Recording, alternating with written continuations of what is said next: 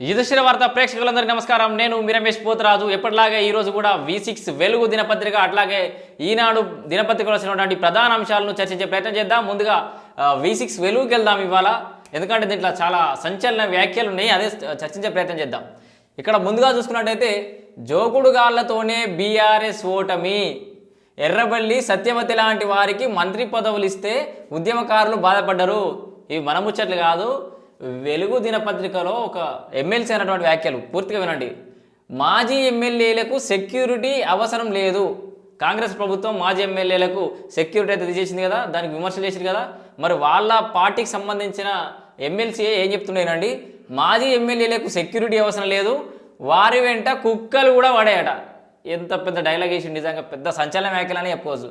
ఇవన్నీ అన్నది ఎవరో తెలుసా, ఈ జోకుడుగాలతోటి ఓటమి, ఎర్రబెల్లి సత్యవతికి ఇస్తే ఉద్యమకారులు బాధపడ్డారు, ఈ సెక్యూరిటీ అవసరం లేదు, వాళ్ళంట కుక్కలు పడే అన్నది ఎవరో తెలుసా, బీఆర్ఎస్ ఎమ్మెల్సీ తక్కలపల్లి రవీందర్ రావు. బీఆర్ఎస్ ఎమ్మెల్సీ తక్కలపల్లి రవీందర్ రావు సంచలన వ్యాఖ్యలు చేసిండు. మాకు సెక్యూరిటీ అవసరం లేదు, మా వాళ్ళు ఈ ఉద్యమ ద్రోహులకి పదవులు ఇవ్వడం వల్ల ఉద్యమకారులు బాధపడ్డరు అని చెప్పి సంచలన వ్యాఖ్యలు చేసిండు. మళ్ళీ అది పెద్ద సంచలనం రేపేసరికి నేను అనలేదు అని చెప్పేసి కొంత మాటలు వెనక్కి తీసుకునే ప్రయత్నం అయితే చేసినట. ఈయన అసలు రవీందర్ రావు గారు బాధపడాల్సిన అవసరం లేదు.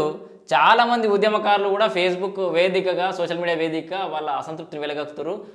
ముఖ్యమంత్రి గారు, మా మంత్రులు మేము చెప్తే ఏం లేదు, ఇక్కడ ఫీడ్బ్యాక్ ఇస్తే ఏం లేదు, దొంగలే నమ్మిరు, జోకటోలే నమ్మిరు అని చెప్పేసి ఫేస్బుక్ వేదిక మన ఉద్యమకారుల పరిస్థితి అంతా ఏంది, మనం ఏం చేద్దామని చెప్పేసి సోషల్ మీడియా వేదికగా చర్చలు కూడా జరుగుతున్నాయి. ఇది అవాస్తవం అంటే నాకు ఎవరైనా ఫోన్ చేయండి, మీకు చూపిస్తా అన్ని ఫేస్బుక్ వాల్స్ మీద.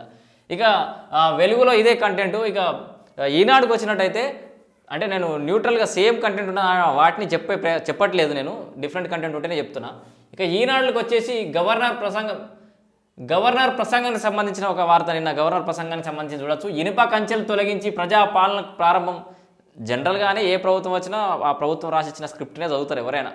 ఇక్కడ కూడా జరిగింది అదే, కొత్తగా ఏం లేదు, వీళ్ళు భుజాలు తడుకోవాల్సిన అవసరం లేదు, ప్రతి ఏడు అందరు చేసినట్టే చేశారు.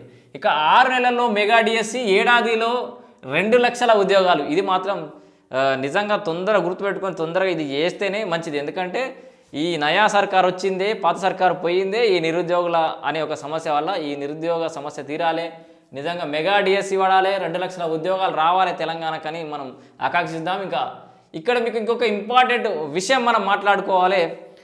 ఎన్నికలకు ముందు నిరుద్యోగ సమస్య ఒకటైతే ఇంకొక పెద్ద హాట్ టాపిక్గా మారింది మేడిగడ్డ బ్యారేజ్. మరి ఓడిపోవడానికైనా అన్నట్లు వాళ్ళకి ఎన్నికలకు ముందరనే ఇటువంటి అన్ని సంఘటనలు జరిగినాయి. మేడిగడ్డ మెలిక అని ఇప్పుడు ఒక వార్తను చూడొచ్చు మనం ఈనాడులో. మేడిగడ్డలో ఏం జరిగింది, అది కూలిపోయింది కదా, అది నిర్మాణ సంస్థనే దానికి బాధ్యత వహించాలని చెప్పేసి చర్చ జరిగింది కదా. ఇప్పుడు ఏమంటారంటే పునరుద్ధరణ మా బాధ్యత కాదు. ఆ మేడిగడ్డ బ్యారేజ్ని ఎవరైతే నిర్మించిర్రో L&T సంస్థ ఇప్పుడు ఏమంటుందంటే దాని పునరుద్ధరణ అంటే మంచిగా చేసుడు మా బాధ్యత కాదు, ఇది అయిపోయింది, మళ్ళీ కొత్త ఏమైనా ఒప్పందం అంటే అగ్రిమెంట్ చేసుకొని ఏమైనా సెటిల్మెంట్ చేసుకుంటే, ఇక మీకు మన భాషలో చెప్పాలంటే అర్థం కావాలంటే, మళ్ళీ ఏమైనా మాట్లాడుకొని బేరసారాలు చేసి గింత ఇస్తామని అంటేనే మేము దాన్ని మంచిగా చేస్తాం, లేకపోతే మా బాధ్యత కాదని చెప్పేసి ఇప్పుడు ప్లేట్ ఫిరాయించింది L&T సంస్థ. మరి వాళ్ళు అప్పుడు కుంగినప్పుడు నిర్మాణ సంస్థ నిర్వహణలోనే బ్యారేజ్ ఉందని చెప్పి ఇంజనీర్లు చెప్తారు. ఇంజనీర్లు ఏమంటారు, ఎప్పుడైతే కుంగిందో అప్పుడు ఇంకా అగ్రిమెంటు ఆ టైంలోనే ఉంది, ఈ L&T సంస్థ నిర్వహణలో ఉంది, వాళ్ళే మంచిగా చేసి ఇవ్వాలని చెప్పేసి దాంట్లో ఉంది, అప్పటికే ఆ సమయానికి అని చెప్పేసి ఇంజనీర్లు అంటారు. వీళ్ళేమో ఫస్ట్ స్టార్టింగ్లో L&T వాళ్ళు కూడా మేమే చేస్తామన్నారు, ఇప్పుడు టైంకి ప్లేట్ ఫిరాయిస్తారు. అంటే కొత్త ప్రభుత్వానికి ఏ విధంగా కూడా సహకరించే పరిస్థితులు లేరు. మాజీ ఐఏఎస్లు కూడా ఎప్పుడైతే పాత ఇదివరకు ఉన్న సర్కారుకి ఒత్తాసు పలికిరో వాళ్ళందరూ కూడా సహకరిస్తలేరు, సరైన సమాచారం ఇస్తలేరు, మీడియాకు లీకులు ఇచ్చి అనవసరమైన రాద్ధాంతం చేసి కొత్త ప్రభుత్వం మీద బురదల్లే ప్రయత్నం చేస్తున్నారు అని చెప్పేసి కూడా దుద్దిల శ్రీధర్బాబు నిన్న ఈ విషయాన్ని కూడా ప్రస్తావించినట ఏదో సమీక్షలో. అంటే ఇట్లా కొత్త ప్రభుత్వాన్ని ఇరుకునబెట్టే ప్రయత్నాలు మొదలుపెట్టడం, కావాలని సమాచారం ఇవ్వకపోవడం, సమీక్షలకు హాజరు కాకపోవడం, అవినీతి అంతా చేసి ఎంతో దోసుకొని తిని ఇప్పుడు సహకరించట్లేదు వాళ్ళంతా. మనం గుర్తుపెట్టుకోవాలి ఇట్లాంటి సంస్థలను కూడా. ఇక ఇంకో విషయానికి వస్తే కేసీఆర్ ఇంటికి పోయాడు ఆరోగ్యంగా, అంటే తిరిగి హాస్పిటల్ నుంచి డిశ్చార్జ్ అయ్యి ఇంటికి పోయాడు. ఇంకో వార్త వస్తే ప్రజాభావానికి పోటెత్తిన జనం కిక్కిరేసిన బేగంపేట పంజాగుట్ట రహదారి. ఇక్కడొక విషయం బాగా గుర్తుపెట్టుకోవాలి తెలంగాణ ప్రజానికం మొత్తం. అసలు ఎందుకు ప్రజాభవన్కి అదే పాత ప్రగతి భవన్కి జనాలు పోటెత్తుతుర్రు, ఇన్ని వేల సంఖ్యలో ఇంతమంది ఎందుకు వస్తారు? బాగా ఆలోచించాలి. అంటే ఈ 10 ఏళ్ల పాలనలో ఎంతమంది బాధితులు తయారయ్యారు, ఎంతమంది అభాగ్యులు కష్టాల పాలయ్యారు అని చెప్పేసి ఈ ప్రజా భవన్ వేదికగానే మనకు అర్థమవుతుంది. తెలంగాణ మొత్తం ఎక్కడ కూడా సమస్యలు సాల్వ్ కాలే, వ్యవస్థలో పెద్ద ఎత్తున వ్యవస్థలో లోపాలు ఉన్నాయి. కింది స్థాయి నుంచి పై స్థాయి వరకు ఎవ్వరు అధికారులు కూడా చక్కగా పనిచేయలేదు అని అనడానికి నిదర్శనం ఇది. ఎప్పుడైతే ప్రగతి భవన్ గేట్ ఇట్లా తెరుచుకున్నాయో అసలు ఇట్లా ఒక ప్రవాహంలాగా ఉప్పెనలాగా బాధితులంతా అక్కడికి పరుగులు పెడుతున్న పరిస్థితి. నిజంగా అది అక్కడ కంట్రోల్ చేయడం సాధ్యం కాదు, నిజంగానే ఇబ్బంది అవుతుంది. అరే తక్కువ ఉన్నారేమో సమస్యలు ఉన్నోళ్ళు అని చెప్పేసి ప్రభుత్వం అనుకుందేమో, కానీ ఈ రేంజ్లో ఉంటారని మాత్రం ఎవరు ఊహించుండరు, మనం కూడా ఊహించుండం. తీర్థయాత్రలకు పోయినట్టు పోతురు. ఇన్ని సమస్యలు 10 ఏళ్ళకు పోలే కుప్పలు తెప్పలుగా బాధ్యతలు తయారు చేసి పెట్టిరు. ఇది మీ తప్పే. జనాలు ఉన్నారు, అక్కడ ఏర్పాట్లు లేవు, ఇక్కడ అదే అయింది, ఇక్కడ ఇదే అయింది అని చెప్పేసి విమర్శించడు కాదు, అంతమంది బాధితులు ఎందుకు తయారయ్యారు అనేది ఒకసారి మీ ఆత్మవిమర్శ చేసుకోరు. ఇక సోషల్ మీడియాలో కొంతమంది పేరు సోషల్ మీడియా వారియర్స్ అంటారు. మీరంతా సోషల్ మీడియా వారియర్స్ కాదు, సోషల్ మీడియా యానిమల్స్. విచక్షణ రహితంగా అసందర్భంగా సంబంధం లేకుండా కత్తం డిఫెండ్ చేయాలి, సమర్థించాలి, ఎన్నికేసుకు రావాలి, అంతే తప్పితే అసలు సబ్జెక్ట్ పరంగా మాట్లాడే పరిస్థితి ఉంటుంది. విమర్శించే టైంలో విమర్శించాలి, సమర్థించే టైంలో సమర్థించాలి. జరంత విజ్ఞత నేర్చుకొని ఇష్టం వచ్చినట్టు ఏదో వారియర్స్ అని పేరు చెప్పుకొని పిచ్చి పిచ్చి చేసాలి ఏదిగా. ఇది ఒకటి. ఇక ఆయువు తీసిన ఆన్లైన్ గేమ్ ఇది ఒకటైతే జర బాధ అనిపించిన విషయమే. మళ్ళీ కూడా వచ్చింది అలా ఈనాడులా. మనం నిన్ననే మాట్లాడుకున్నాం.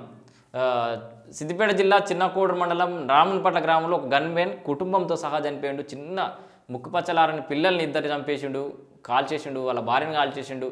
ఆన్లైన్ గేమ్లకు నిజంగా ఒక ప్రశ్న అడుగుతారు రాష్ట్ర ప్రభుత్వాన్ని, ఈ ప్రభుత్వాన్ని కూడా. గత ప్రభుత్వం సరే వీళ్ళంటే ఇప్పుడు వచ్చారు, ఐటీ మినిస్టర్ గారు తోపు తురుము అని చెప్పేసి చెప్పుకున్నాం కదా.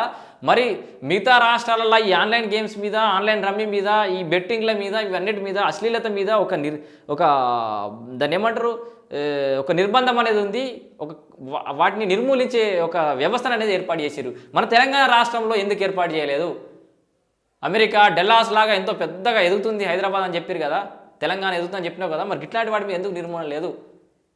ఏ ముడుపులు ముట్టినాయి అని చెప్పేసి ఇట్లాంటి వ్యవస్థను నేను నిర్మూలించకపోయాను. ఒక కలెక్టర్ గన్మెను పోలీస్ వ్యవస్థలో కూడా చాలామంది కానిస్టేబుల్, ఎస్ఐలు, సిఐల స్థాయిలు వంటి ఈ ఆన్లైన్ గేమ్ల బారిన పడి, అప్పుల బారిన పడి ఆత్మహత్యలు చేసుకున్న సంఘటనలు పెరిగిపోతున్నాయి.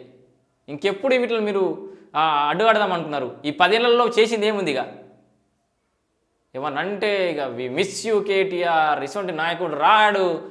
ఎందుకు ఆన్లైన్ గేమ్లకు బాగా అలవాటు చేసిండనా? లక్షలు పోరాలు పోగొడుతుంటే ఆత్మహత్యలు చేసుకుంటున్నాయి కుటుంబాలు.